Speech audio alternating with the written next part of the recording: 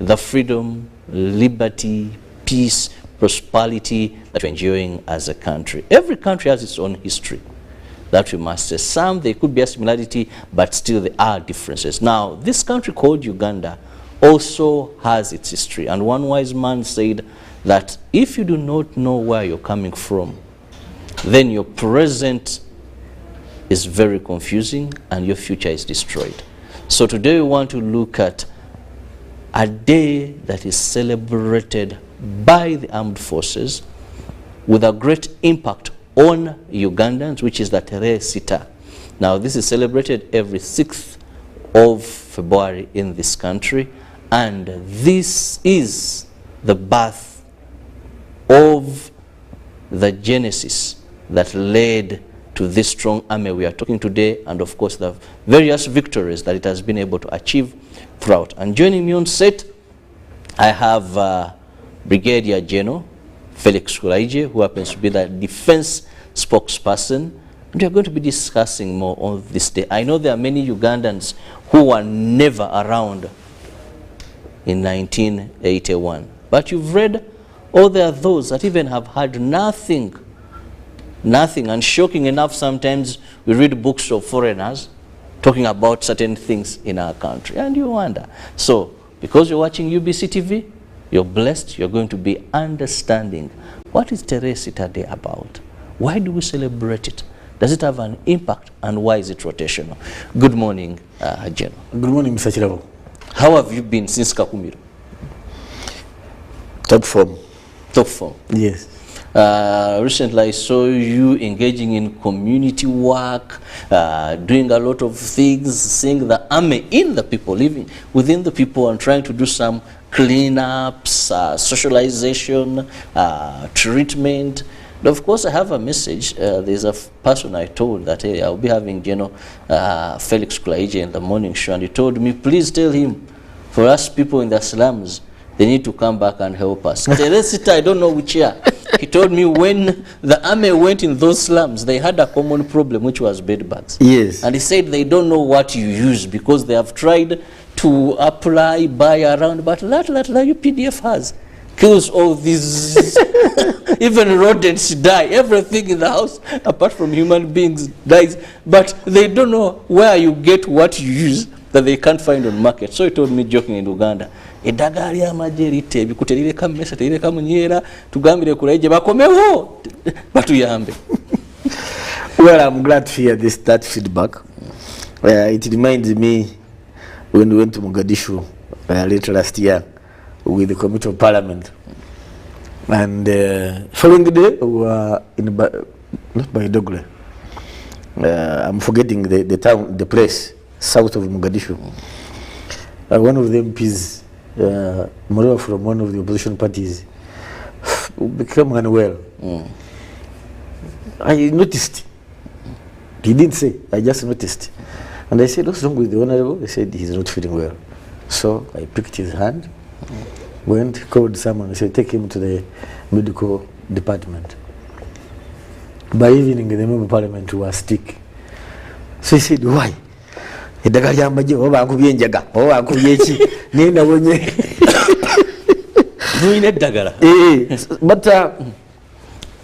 now the point is, whatever we do it with one spirit. Yes. That's the starting point.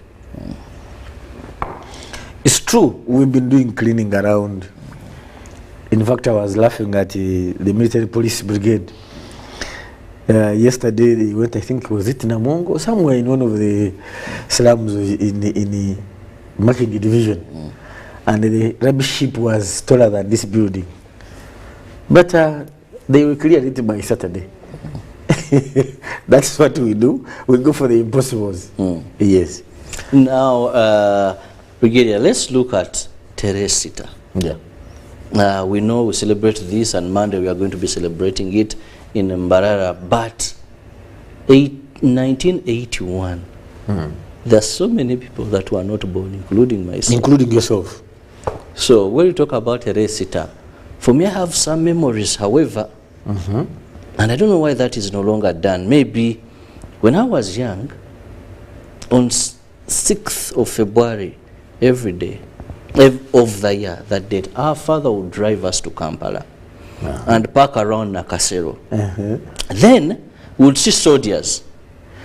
They would have tree branches. They would try to create a scene like what happened. A scenery of the bush. And the entire city, they would march through the city, you know. Aside, that is the memory I have. Yeah. And then I would see people very excited. My dad would wonder, but why does Mosaic get so excited?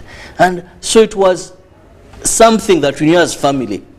And you would wait and would never miss those people. You would look forward to that day. Yes, and they would be around. Since I grew up, I've tried, I don't see them. I only see them cleaning. At that time, we used to not celebrate Tarehe Sita in public. We would celebrate it in the barracks.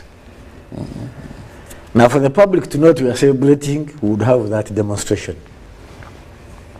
So ever since we came out of the barracks and began celebrating among the people, we stopped it. That was very nice. For now, we go in the communities. Wherever there is a UPDF establishment, the week to Tarehe Sita, we call it Ame week. You go to the communities, the medical, treat people, dentistry, eye treatments. We give glasses to those who need reading glasses or glasses for sight. We immunize children, we immunize mothers, expectant mothers, we give mother kit. We do HIV counseling and testing. Those who already have it, we give ARVs. And then the cleaning of the environment.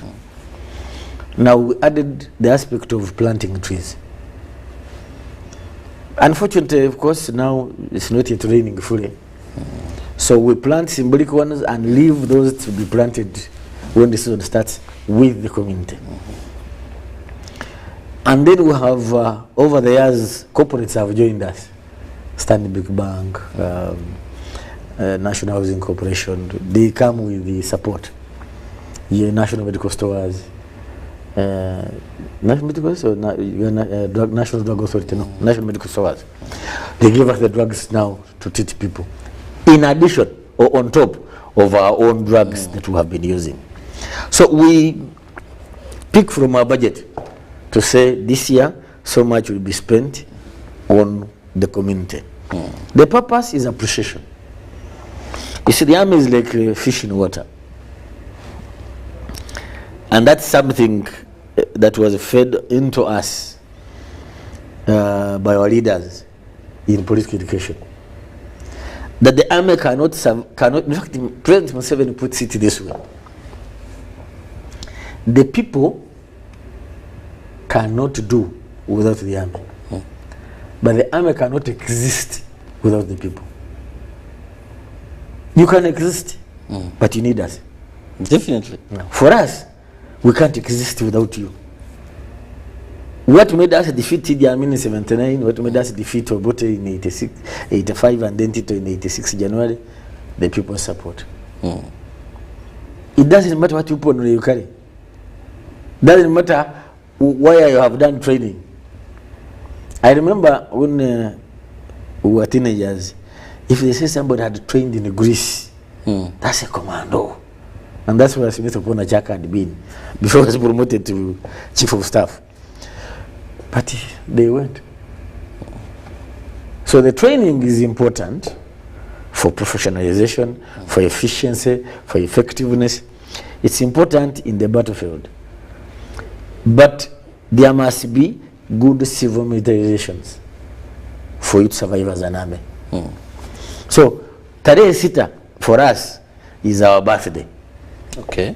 It's the day the annoyed Ugandans said, we had hoped the 79 war was the beginning of a new chapter. But you know, let's always take serious people's words. When Dr. Bote returned, he said, I have come back, I will start from where he stopped. Now, where had he stopped? He had left Benichonoka in prison, Kawanga Semogeri in prison, Mataya Singo in prison, John Magezi in prison. Gracie Winja in prison. So was he coming to re-imprison them? He had left a state of emergency in Uganda. He had left Uganda one-party state. And indeed, by the way, after 81, that's what he worked for. When they were forced, they made a number of DP members of parliament cross over. Those who didn't cross some were killed. We had an MP from Mitiana called then Sevugwao. He disappeared next, his body was found somewhere in Wachiso. So, indeed, the guy continued from where he had stopped. So, our leaders, Mr. Museveni and the others, said, I think it's time we chased these bad leaders once and for all. But, like I said in the last time when we were talking about NRM Day, or Liberation Day, he had won. Now, Kabamba becomes the trigger. And why Kabamba? Why not to mention which was near? Kabamba had our guns. Whose guns? We. Because by then, you were rebels. Excuse me. So now, in the war against Idi Amin, President Museveni had recruited young people. General Sali Musale was one of them, Ivan Koreta, Omure, late Fred Vijema, late Shefali.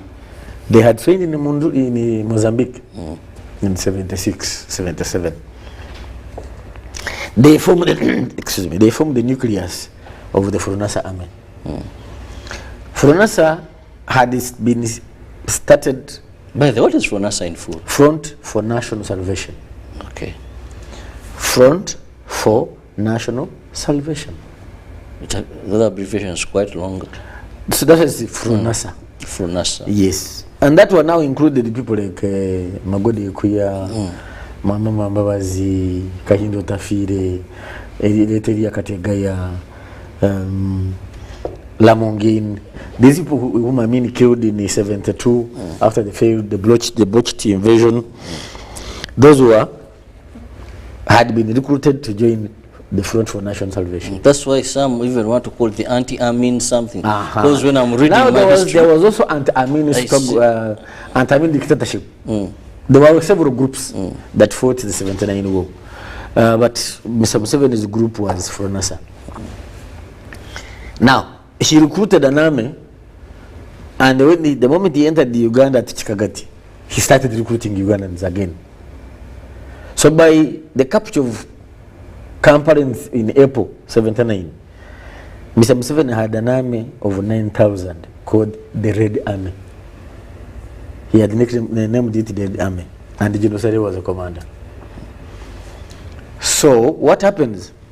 And he gets here, he recruits young people, senior 6 and above, sends them to Munduli for training. That's the Katumba Amaras, the late Tumines, the late Pekos Kutesa, Joram Mugume, who is alive, Rubereza, who died in the bush, and others. 300 of them talked to President Nyerere, and they were taken to Munduli for training. That is what was he building, the officer corps of the new army, UNLA.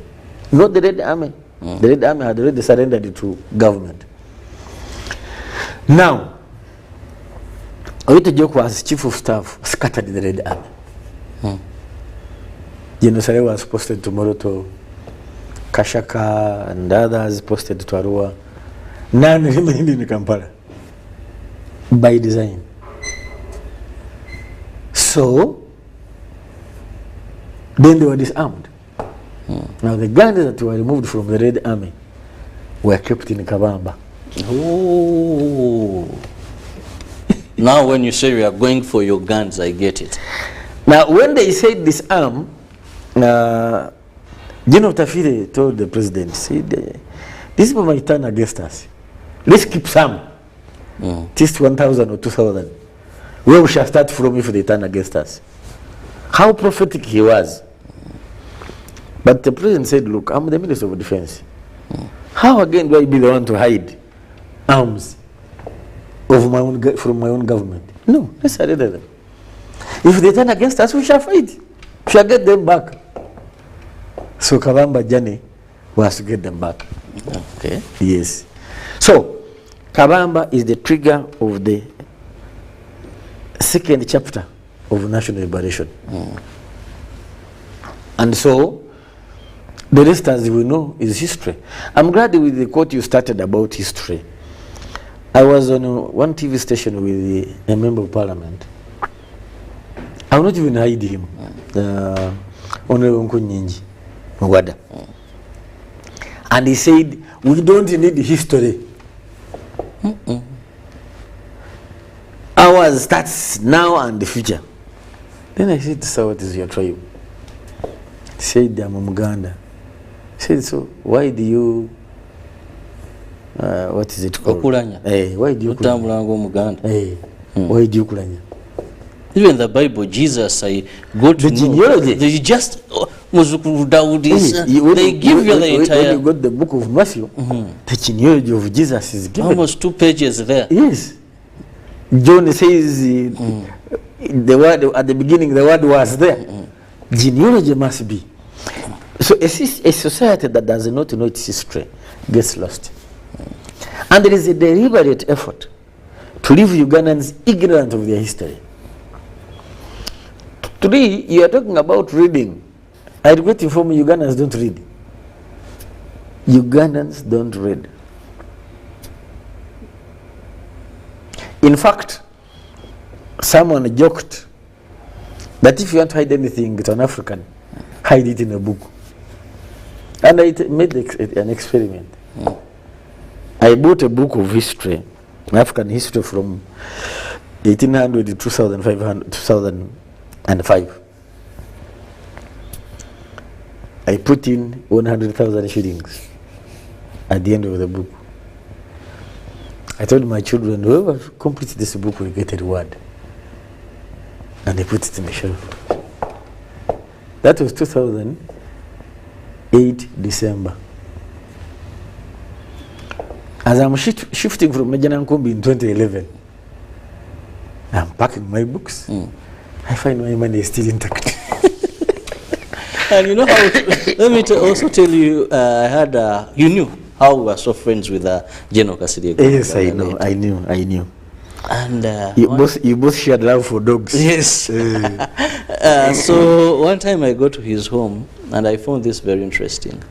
So I wanted to buy something for my dogs and I'm like, let me leave that. Says, no, you must have it.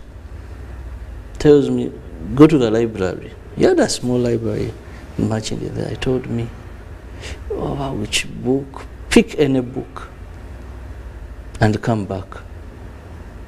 Say now this man. You know, he was complicated but very funny. And if he said you had to, with him you had no second opinion. No. However friendly you were Yes. to him. So I go to the library, I look at an interesting book, I bring it. And the man tells me, open. And there was money to take that one. So he told me, well, the safest way to hide money is to have a small library and put it in books. Now, there you are. But the whole essence is that people don't read books. So there is no curiosity to see what is this book talking about.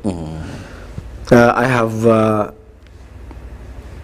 admiration of those who read a bit more than I do. And I have a colleague, is a fellow brigadier. That guy reads books like a hunting dog. Any book he comes across, he will read it. And so we don't get to know our history because we don't read. Now, Sita would be making sense if we read. Because there are several books that talk about our past as a country. There's a book by Mamudan. There's Politics of State Formation by Professor Kawejere. There is Politics of the History of Uganda by Professor Karugire. All these talk about our history. Actually, so when I read Karugire, I realized that the killings by the army were not of UNLA alone. The other day I was sharing with some of my bosses, some are from Tororo, they didn't know, that in 1960, the army, there was a riot in Tororo. And the army was under Ministry of Internal Affairs at that time. So it was deployed in Tororo to quell the riot. By the time they were done with the riot, 1,000 people were dead in Tororo town. Few people know about it. Even me, I didn't know until I did my research on the history of Uganda's military. In 64, when they returned from Ndaiga, because the Waganda in Ndaiga had rioted against the return of the lost counties to Onyoro. And so they sent the army again. What was done in Ndaiga, nobody knows because no history is written about it. Now on their way back, they meet a riot in Nakulabi, soldiers. And they sweated them. In that book, according to Professor Kalujiri, by the time the army was done, the 17 were lying dead. And dozens were seriously wounded. And the army went back to the barracks and nothing happened. That's the history of this country. That's the history of this country. Now, to our generation, Tarehe Sita, let's try now to connect. Yes. Of what relevancy a young person watching us, a young family watching us, when we talk about the day that is going to be celebrated on Monday, what relevance is it to them? Because they never felt the pain. Like my father would tell you, we're no longer men. Yes. He tells me over a bus, I think it was called Power Atalikaba. That once you hear it, It was an island. what, you know, It was an island bus. He talks about the one, you feel the pain they were going through. You know, evening you park until they had to run and leave Uganda. Yes. Because they couldn't handle things. So, for this generation, you've grown up totally seeing nothing. So what do such days, how do we connect? How do they feel it's of importance to them? It's first and foremost, maybe the decision of our leaders is not to make it a public holiday, denies people this information. But I think it was because of humility. We are being humble, that as an army, we must be subject to the people. And so we can't make our birthday a national day. But it reminds Ugandans that at long last we got a people's army. We got an army that is sensitive to what the people feel about it. An army that does not see itself as an end. Because when you remember our history, the days of Uganda Army, the days of UNLA, the army was everything. I remember Basilio Kello, may soul rest in peace, addressing people in the tax park. That time, of course, we had one, what is called the old tax park. And he said, if you have two trousers and the soldier wants one, give it to him. What is wrong with the sharing? That was a brigade commander, Central Brigade. If you have two shirts and he wants one, give it to him. What he didn't say is that they had the right to take anything they wanted. If he saw you with a nice watch, then it must go. If he looks, you are walking with a lady and he has admired her, he will take her without even asking you. That was then. I remember there was checking for guns in 79 February.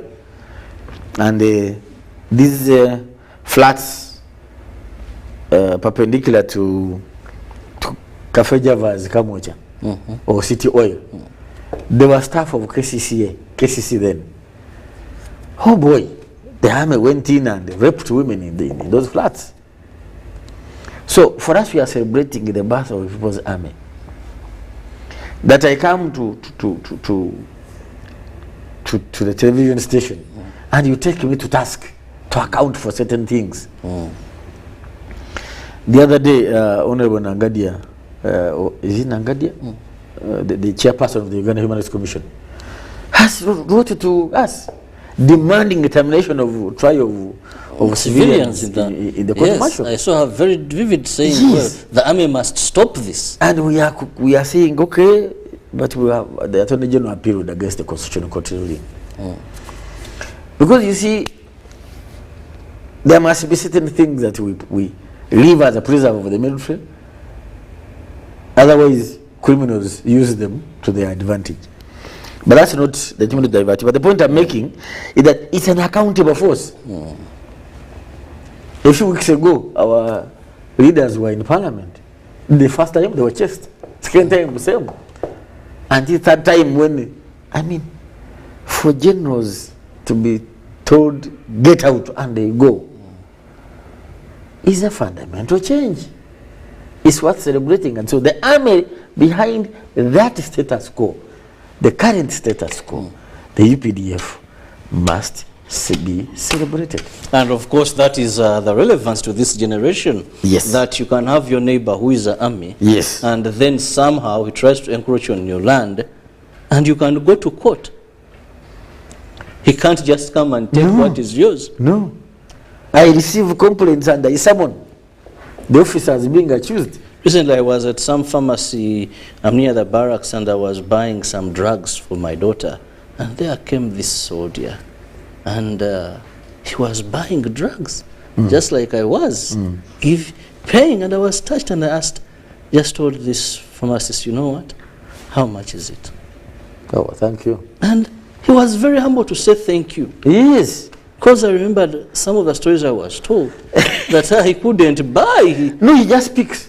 And goes away. First of all, there was no pharmacy to talk about. I mean, let's be sincere to ourselves. Which one were you people living in? There was no pharmacy to talk about. Otherwise, whose pharmacy is it? Because business was either to somebody who was connected or it does not exist at all. Do you know you would start a house? Once you reach Ringbeam, somebody important in the government declares you a guerrilla, and you have to run away, he takes it over. In this city here. So, for us as UPDF, we celebrate the fact that we are responsible for the stability of this country, but most importantly, that we enjoy a very strategic, symbiotic relationship with the people of Uganda. Now let's go to the hard cons, Brigadier General. Yes. You've talked about formation and the good things of this army, people's army right from the name, but we want to address some of the areas that the public may feel it is not. One, is this army non-partisan? The one research that was formed on the 6th of February, Very relevant question. 1981. Is it a non-partisan army? First and foremost, what is our party? Which party would we belong to? You may not have a party, but they feel sometimes you use soft gloves, sometimes people tell you're used to participate in political activities, you're used to stampede, they are seeing that the army is now not acting as an army, but is acting in favor of a certain political group or in favor of a certain person or individual. The last election I participated in mobilization was 2001, when it was still individual military. The moment you voted for multipartyism, because the constitution bars us from having political party affiliations. Two, it's important to differentiate between partisanship and being apolitical. There is a difference between being non-partisan and being apolitical. Being apolitical means you have no political mind at all. Now, some people want us to be apolitical, and I want to assure you, if we were political, then we would be robots, a tool to use The politicians would use us as and when they want. And by the way, that was the status in the 60s and 70s and early 80s. In fact, they would say, don't remove the army from the barracks, don't take politics into the barracks. But we are serving a political cause. Now, when you don't understand what you are serving, you are bound to make errors. It's like saying, you're taking me to Mulago now to do surgery. You have sentenced the patients to death. So when you keep the army political, but you expect them to come out when the politicians fail to agree. When they have missed the situation. When they have missed the situation, they will destroy you. But when you are politically conscious, we know the genesis and we understand the revelation, if I may use that word, or the end of the process, then we are able to defend this country consciously. The United States, in the US, soldiers have parties. Some belong to the Republican Party, others belong to the Democratic Party. They are allowed. That's their constitution. Ours, no political parties. Now, thirdly, since 86, how many of us do you think have joined this army? Tens of thousands. Yes. Now, in the questions we give, there is nothing about political affiliation. The only question which I still have a problem with is religion. And I was told, oh, but you see, we need to know, so that when this person is dead, we know how to bury him. Or when he says he wants to go and worship, we know where he's going. Because for me, when I go to the police station and they ask me my tribe and my religion, I feel very irritated. I have asked them, what has it got to do with crime? I'm writing a statement, somebody has knocked me. What is it to do with my tribe or religion? But that's what the colonialists left, and they have not changed it. So for us, we don't ask you your political affiliation. So when it is 6th of February, one of the reasons actually we come to the people is to make those who didn't know that it's actually people's army. The other day, the mothers who were helped to deliver babies in Chiruhura by soldiers now appreciate. Actually, one was by a Caesarean case, and the surgery was done by our soldiers, and the mother and the baby were well. This woman, who is in her 20s, said, no, this is a people's army, but she can never know that there were people in such a uniform who had a different character altogether. And so this helps us to interact and know and for our history. And that's why it is necessary for us to know, why did we choose Mbarara this time? Because everywhere we go, there is a reason. Yeah. So why did you choose Mbarara? Now, excuse me, you remember I talked about Furansa? The axis of the Red Army from Isinjiro, Chikagati, to Mbarara, and then West Nile was the start of this spirit of sacrifice. That people can say, we don't agree with what's going on, other avenues have been blocked, let's surrender our freedom, surrender. Ono Museveni had been a minister, and he had the connections that he required. Why did he go to the bush? The Katagayas had farms, low farms, but they had begun. They abandoned them. Others were public servants. They abandoned their jobs. It's a sacrifice. It is that spirit of sacrifice that gives birth to NRA, now UPDF. So we went to Mbarara to celebrate that sacrifice. That's why our theme says, recognizing the sacrifice of the founders of the People's Revolution for socio-economic transformation. Revolution for what? Why do you go to the bush? Yes, get rid of bad leadership. So what? So that you embark on a social economic transformation. Now, still going back to the army, really you've explained how this army is non-patriotic. Now, let's look Non-partisan. Non-partisan. Not patriotic. Sorry. Now, let's look at the conduct of the army. Right. The integrity, professionalism, because one of the pillars of the UPDF or NRM was that you changed history. Yes. That where people feared the army, you know, the army now came out as a darling to them. I stay in an area where I'm next to a barracks. Yes. But in case you're moving at night, have my boys and their youth, they move around. But they will tell you if they found soldiers, because they used to patrol. I don't know why of late they are no longer, but those days they would patrol some of these routes. And in case you found them, you're not bothered. They'll just look at you. And even you assume they're not seeing you. Guys are having their guns and they're walking. You just pass them. Now meet police. Hey, you meet police. Hey. It is a different story. Wow. Stop you, then different story. So, have you stuck to that? Excuse me. Where now we see police will tell you this one was shot when he stopped a soldier. People will tell you here, musirikale yagule echalo Kiramba. Here, they've brought soldiers on land.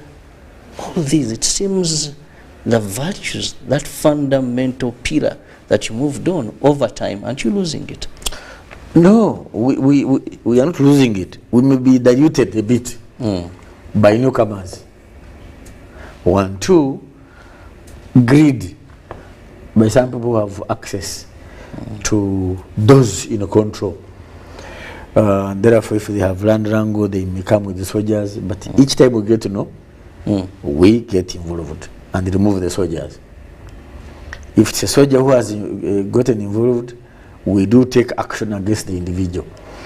And then there are occasions when also soldiers are treated unfairly. I remember a case where a woman came to my office, cried buckets of tears about a soldier who was grabbing her house. What I did, I called the soldier. Actually, he was an officer. He was a captain then. In 2009. I asked him his side of the story. So then that we had 2 stories, I set out to investigate. I discovered the soldier was actually, the officer was actually the owner of the house, and the woman wanted to deprive him of his property. But imagine how she comes with tears. If I was an emotional person who does not bother to get the other side of the story, this officer was going to lose his house. Now, of course, I didn't remember. Last year, I met this officer. And he said, Afande, I will never forget you. I said, why? He said, you saved me. When? So he reminds me the story. The point I'm making, we are not losing it. We are still focused on being in people's army. However, we are receiving a new entrance. And these entrants are not coming out of, they are not joining the army out of conviction. They are looking for a job. A job seeker is empakasi. Empakasi works for money, not for a cause. Muganda says, eyerimira nakulimira temulima kyekimu. If you are empakasi, I will just dig to cover the area you have given me to get my money. When you are cultivating for yourself, you make sure you have passes in it. So, it's true some occasions some individuals are misbehaved. The bottom line, we are harsh on them. Well, we can take the whole day talking about this, but as you give your final remarks, I also say, Afanda, I will never forget you, because you saved me. Hi. Well, this is a story that many people don't know, but I think some, the media covered the beating of Kulaije in Burange Mengo. I was one of the journalists there, and I was like, now let bullets 17th September 2009. Young journalist, fresh. It was, I think, my first assignment. Wow. Now I was caught between, and you had to pass that. So after this beating of you, one of your bodyguards was like, now bullets are going to scatter. But I saw Kulaije just entering. Was it a double cabin by then? A double cabin. A double cabin and moving away. And I said, I was going to die just soon after starting this job. But that is the soldier we are talking about. That you had bodyguards and you had these guns, I don't know even what they are called, all over. And this guy wanted, I just told him, no. And you left it at that. Let's conclude. No, we, first of all, appreciate the people of Uganda for the continued support. There has been propaganda to try and tarnish our name. We have to compete with those who are negative. Allow me to take this opportunity. I've seen some pictures on social media of allegedly soldiers died in a battle with the M23 and somebody superimposed our flag. Total Photoshop. We, rather with the DRC, we have, with the FARDC, the National Army. We have no reason to fight FARDC. We are actually fighting alongside each other against ADF. The situation in North Kivu is not ours, and the Kenyans are there to handle. And they can testify to that. But there are people bent on tarnishing our image, because we have remained an island of positivity in the entire Great Lakes region, of an army that minds about the people, of an army that is exporting liberation, peace, and stability. And we intend to remain that forever. Because UPDF is still around. Anybody who thought it was going? No. The UPDF is still around. Well, thank you so much, Brigadier General Felix Kulaije, the spokesperson of Defense. Thank you for your time. And of course, we want to congratulate all the men and women in uniform. Did you know that we are the first to bring women in uniform? In the world way? No, in Uganda. Okay, yes. Yes. It's NRA that brought me women in uniform. And they're pretty many now. Yeah, now we have a Lieutenant General. See you in the next hour. Have a lovely time.